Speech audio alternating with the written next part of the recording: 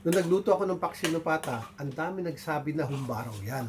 So ito nga, gagawa na ako ng humba. Ganito yan. Ito na talaga yung humba. Mhm. Okay. So ay, yung pata natin, pakukulan muna natin yan. Kasi marumi yan eh. Ayan o, tignan nyo yung dumi niya o. Umangat ano. Saka natin i-drain at hugasan natin yan. Para maalis yung mga kumapit na dumi.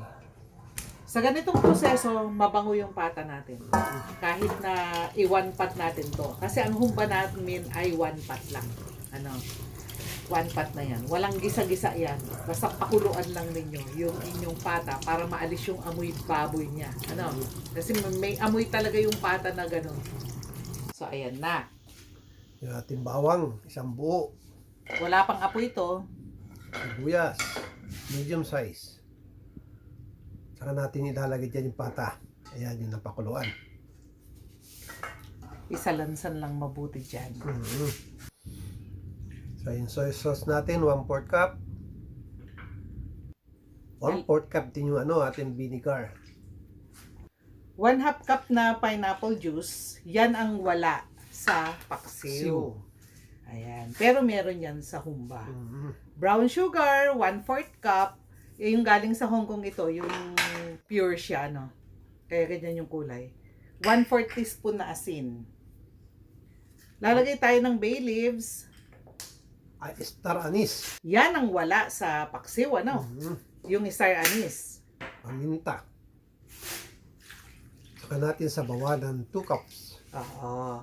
Kaya yung sinasabi nila na humba yan, hindi talaga humba yun. Kasi ang humba, meron siyang star anise, pineapple juice, saka salted beans. So makikita nyo mamaya, maglalagay tayo dyan ng salted beans. Pakuluan lang yan hanggang sa lumambot, maghihina tayo ng apoy.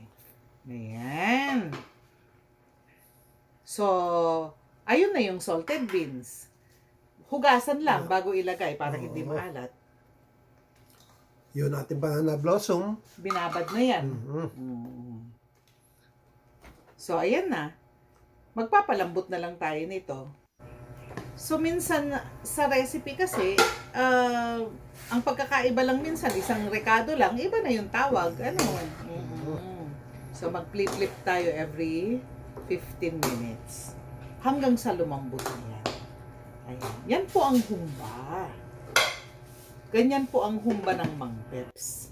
Ano, kung meron kayong ibang tawag sa humba, wala po kami doon. Kasi ito po, pinapakita namin sa inyo ay mga recipe ng Mang Peps Cuisine. Sinishare namin sa inyo ng libre, i-appreciate na lang po natin. O, tapos na. Ang sarap na nito. Thank you.